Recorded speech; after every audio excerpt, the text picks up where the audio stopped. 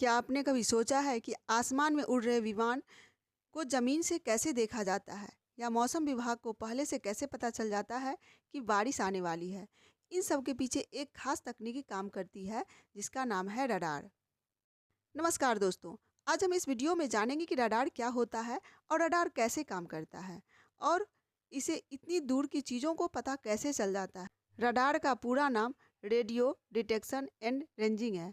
इसका उपयोग दूर मौजूद वस्तुओं जैसे कि विमान, जहाज, बारिश, मिसाइल आदि का पता लगाने और दूरी मापने के लिए किया जाता है।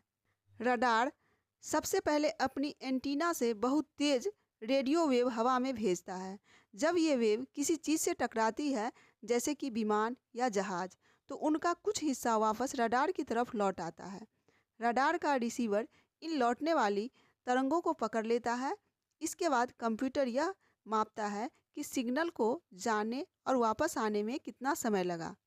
इसी समय के आधार पर रडार उस वस्तु की दूरी और दिशा का पता लगा लेता है।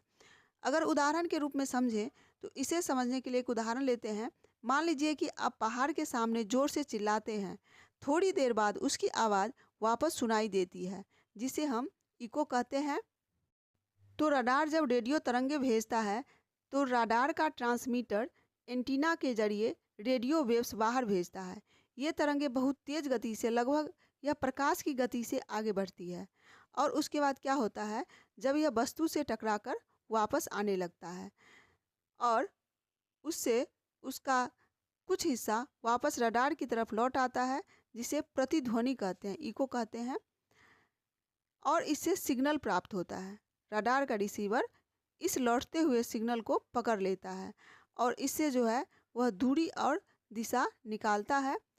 कंप्यूटर के जरिए इस सिग्नल को जाने और वापस आने में कितना समय लगता है, उसे एक सूत्र के जरिए पता लगता है, जिसमें कि डिस्टेंस बराबर स्पीड ऑफ रेडियो वेव्स गुने टाइम होता है बटे 2 से इसलिए भाग देते हैं क्योंकि इसमें सिग्नल जाकर वापस आता है, इसीलिए इसे 2 से भाग दिया जाता है। और रडार से क्या क्या पता चलता है, इसको देखेंगे कि रडार से क्या क्या पता लगता है। तो इसमें सबसे पहले वस्तु की दूरी निकाली जाती है, उसका दिशा तय किया जाता है, उसका स्पीड यानी गति, और कभी कभी आकार और प्रकार को भी इससे पता चलता है। और रडार का उपयोग कहाँ होता है, तो रडार का उपयोग एयर ट्रैफिक कंट्रोल में होता है, मौसम विभाग में होता है, नौसेना और जहाज में होता है, सेना और मिसाइल सिस्टम में होता है, स्पीड गन यानी कि वाहनों की गति मापने में भी इसका उपयोग किया जाता है।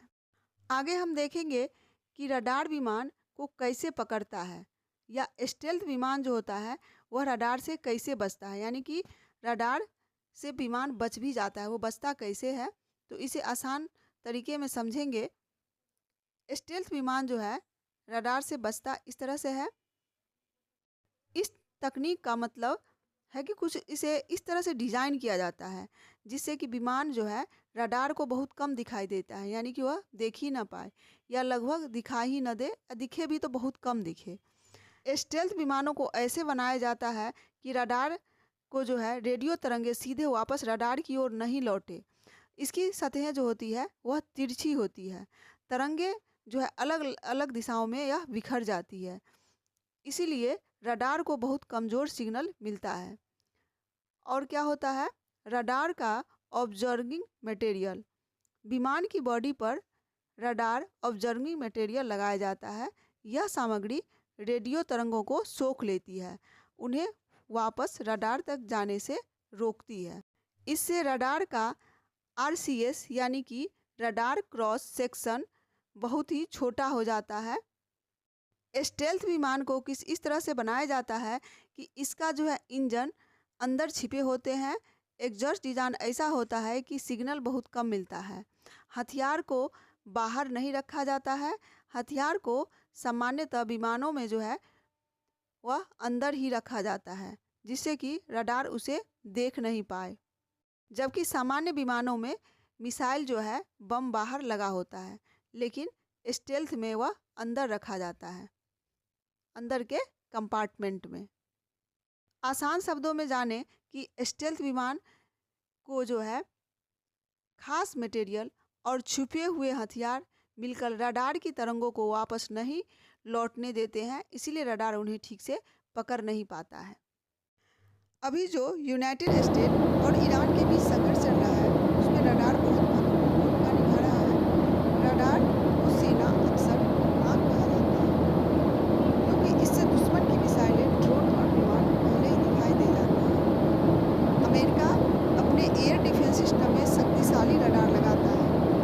ये रडार सैकड़ों हजारों किलोमीटर दूर से आने वाली मिसाइल या ड्रोन को देख सकता है। फिर कंप्यूटर तुरंत जो है उसे इंटरसेप्टर मिसाइल को लॉन्च कर देता है। इसी वजह से कई जगह 90% से ज़्यादा मिसाइल और ड्रोन इंटरसेप्ट किए गए। रडार जो है सिर्फ दुश्मन को ढूंढता ही नहीं है, बल्कि अपनी मिसाइल को रास्ता भी दिखाता है। रडार दुश्मन की मिसाइल पकड़ता है, सिस्टम गणना करता है, कहाँ इंटरसेप्ट करना है वह देखता है। इंटरसेप्टर मिसाइल जब छोड़ी जाती है, रडार उसे लगातार गाइड करते रहता है। इसीलिए इस युद्ध में सबसे पहले जो है ईरान रडार को ही निशाना बना रहा है, क्योंकि यह दुश्मन का आँख है और इसे ही खत्म किया जाता है। इसीलिए ईरान ने अमेरिकी रडार स्टेशनों पर हमले किए। कई बार ईरान ऐसे हथियार का इस्तेमाल करता है जो रडार के लिए मुश्किल होता है। ड्रोन और लो फ्लाइंग हथियार से रडार को धोखा दिया जाता है। कम ऊंचाई पर उड़ने वाले ड्रोन जो कि सस्ते होते हैं, एक साथ कई मिसाइलें को देख सकता है। रडार दुश्मन के मिसाइलें और ड्रोन को जो है दूर से देखता है। उसी जानकारी से एयर डिफेंस मिसाइलें उन्हें हवा में गिरा देती है। इसीलिए युद्ध में दोनों पक्ष जो है सबसे पहले रडार सिस्टम को नष्ट करने की कोशिश करते हैं। ड्रोन रडार से कैसे बच जाता है? तो ड्रोन का जो आकार है बहुत छोटा होता है। रडार तरंगे जब ड्रोन से टकराती है तो बहुत कम सिग्नल वापस आता है।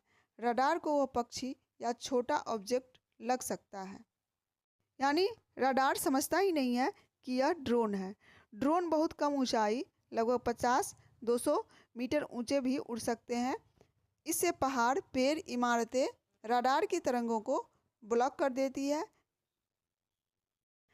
सीधे शब्दों में जाने तो ड्रोन जो है रडार से इसलिए बच जाते हैं क्योंकि वे छोटे होते हैं, नीचे उड़ते हैं, धीरे चलते हैं और कभी-कभी स्टेल्थ तकनीकी के इस्तेमाल करते हैं।